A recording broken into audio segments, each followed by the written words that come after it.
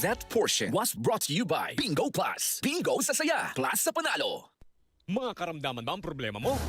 Subukan ang bago Santon Plus Gold. Santon Plus Gold. Mas pinalakas, mas pinahusa, mas pinagaling. Makatutulong sa paglunas sa mga pamamaga, bukol at iba pang karamdaman sa iyong katawan. Santon Plus Gold. Mabibili sa mga butika.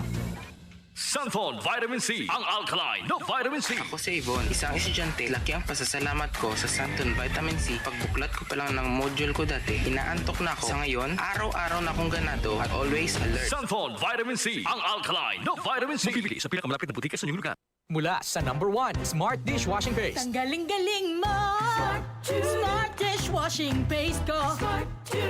Pritong ulam na masebo, plato at kaldero. Tanggaling for everyday. Ganyan pag Smart ang dishwashing paste. May double tanggaling formula. Tanggal galing ang sebo at bakterya. Bahid para walang bahid, linis fantastic sa metal at plastic. #1 ko to! Tanggaling-galing mo! Smart dishwashing paste. Heavy duty linis bawat pahid. Smart Dishwashing Paste, manufactured by ACS Manufacturing Corporation. ISO certified, world-class quality. ACS.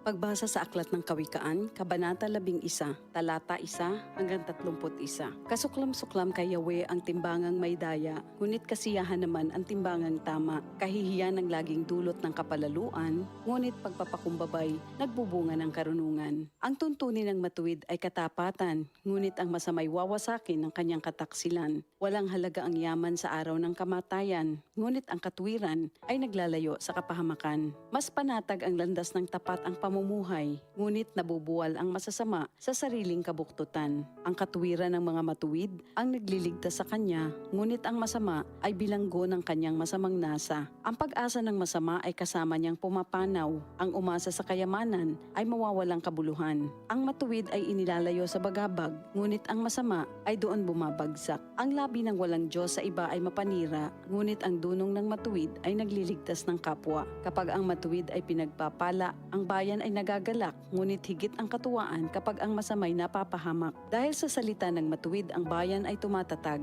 ngunit sa kasinungalingan ng masama, ang lungsod ay nawawasak. Ang kapos sa kaalaman ay humahamak sa kapwa, ngunit laging tahimik ang taong may unawa. Walang maitatago sa bibig ng madaldal, ngunit ang tunay na kaibigan, iyong mapagkakatiwalaan. Sa kakulangan ng tuntunin ng bansa ay bumabagsak, ngunit sa payo ng nakararami, tagumpay ay tiyak. Ang nananagot para sa iba, sa gusot ay nasasadlak, ngunit ang ayaw gumarantiya ay malayo sa bagabag. Ang babaeng mahinhin ay nag-aani ng karangalan, ngunit ang walang dangal, tambakan ng kahihiyan.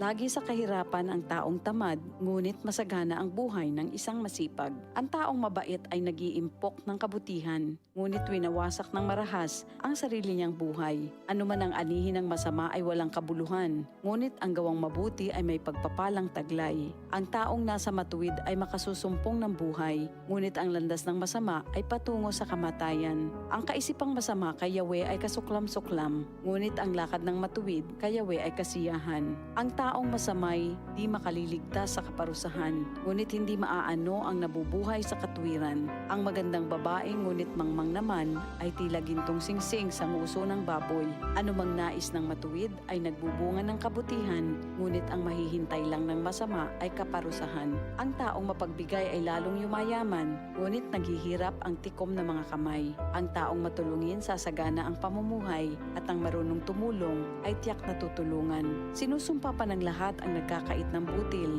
ngunit pinupuri ang nagbibigay ng pagkain. Kung mabuti ang hangarin, ikaw ay igagalang. Kapag humanap ng gulo, iyon ay masusumpungan. Malalantang tila dahon ang nagtitiwala sa kanyang yaman, ngunit ang matuwid ay giginhawa tulad ng sariwang halaman. Ang nagpupunla ng gulo sa sariling sambahayan, mag-aani ng problema, gugulo ang pamumuhay. Ang taong mangmang at walang nalalaman ay alipin ng matalino habang siya'y nabubuhay. Buhay ang dulot ng matuwid na pamumuhay at kamatayan naman ang hatid ng karahasan. Ang matuwid ay ginagantimpalaan dito sa lupa, ngunit paparusahan naman ang mga makasalanan at masasama. Ito ang salita ng Diyos. Ito ang DCXL News. 558 kHz. 6 na dekadang maaasahan. sa balita at serbisyo publiko.